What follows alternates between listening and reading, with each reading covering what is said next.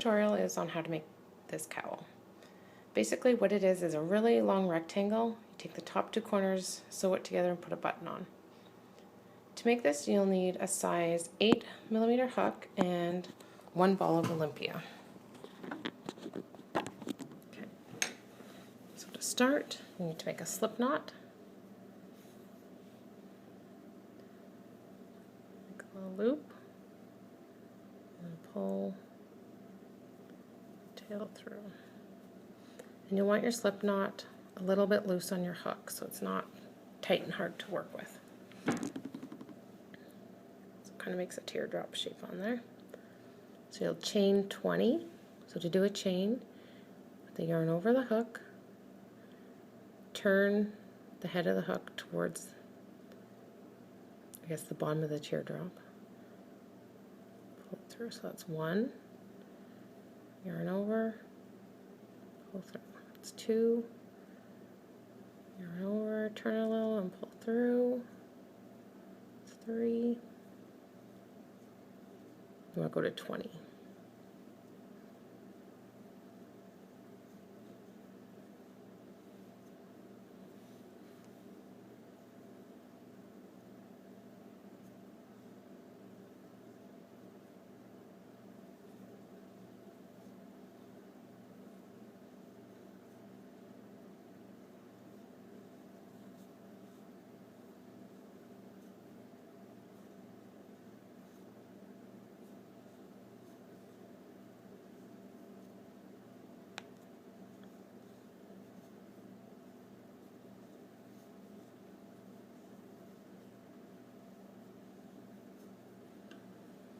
So that is your foundation chain.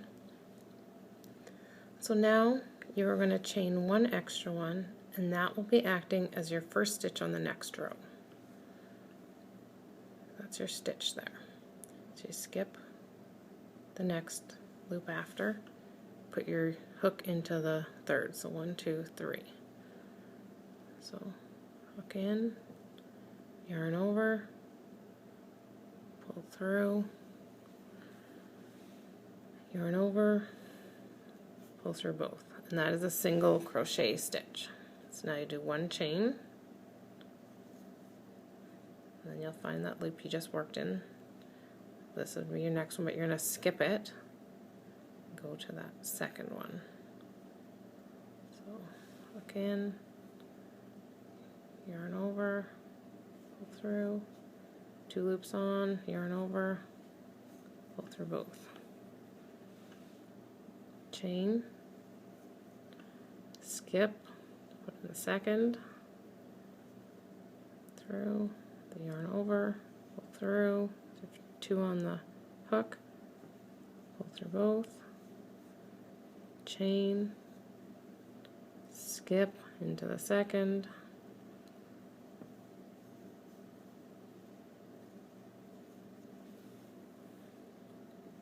chain, skip into the second,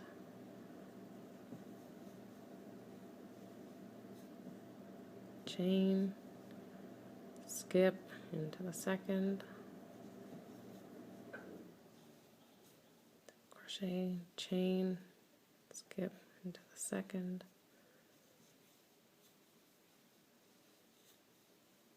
keep doing that for the whole row.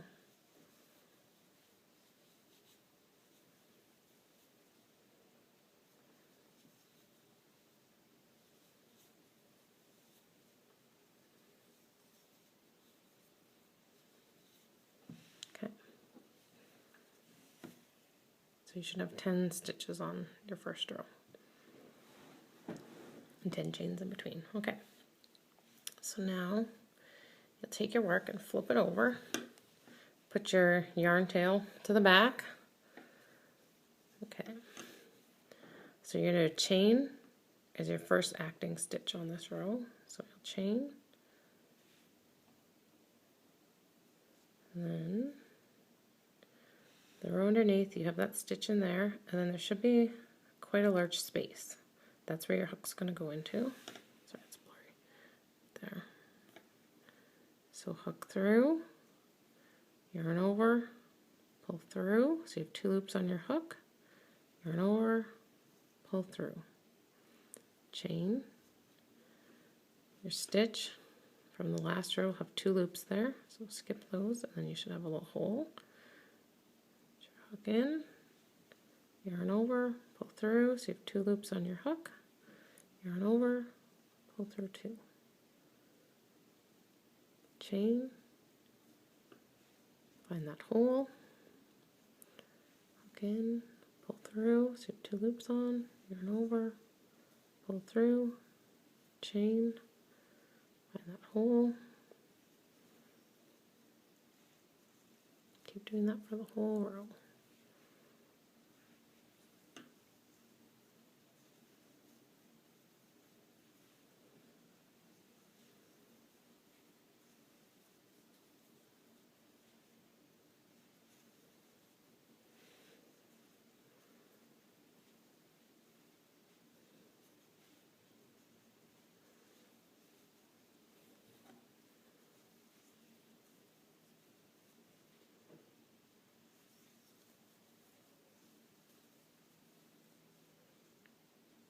Okay, when you get to the end, you're going to make a hole for the end. So you put your stitch in, chained, you have that stitch from the last row. So right after the stitch, make a little hole there. Put your hook in. And there should be two loops you're going through. Yarn over, pull through, yarn over, pull through both. So that completes your second row. This yarn is nice because it changes color for each row so you can see a difference. So now you're going to flip it over. Okay, and your rows are all going to be the same as that last one was. So you're going to do a chain to your acting first stitch. Find that space. Put it through, yarn over, pull through. Do a chain, find that next hole. And if it's thinner, it's easier to find the hole.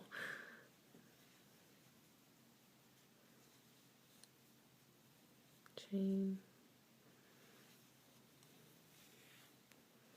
Okay, so we'll do this whole row.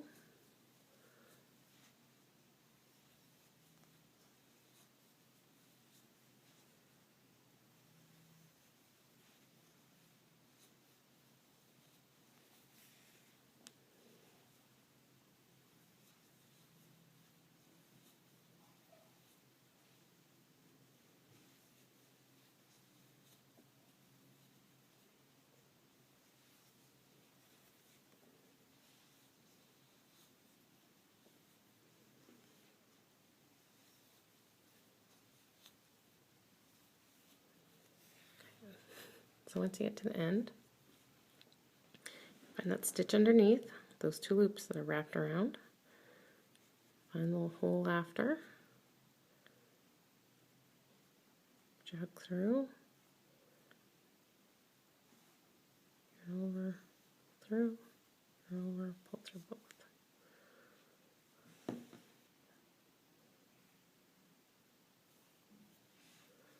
Okay, let's do that. I guess flip it, do the chain. Find that hole.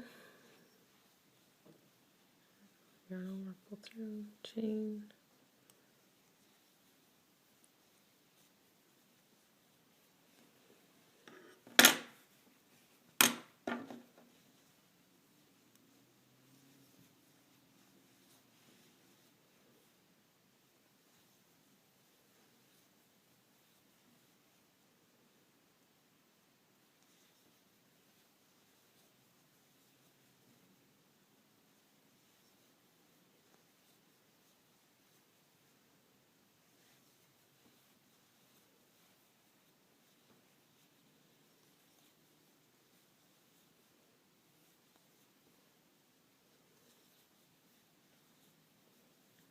So when you get to the end of your row, find that last stitch on the last row, those 2 loops, make a little hole beside. So you got the 2 loops.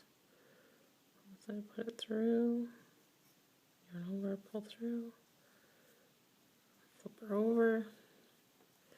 And just keep going until you're out of yarn. If you get a half row, if you're not sure how much you have left, just pull it out. So you have a complete last row. And then, this one's already together. Okay, do it this way. Okay, so you'll have your rectangle folded out. And then I just put the corners like that, so they overlap. So that's the corner there, onto that other corner. Overlap it about an inch or so, inch and a half. Well, maybe about 2 inches. And then I just sew the button through both layers and sew it together, so it's kind of a fake button. If you want to have the button actually work, you can do that, just sew it to one side. I just sew them together so that this corner here doesn't roll. I just like it to lay flat.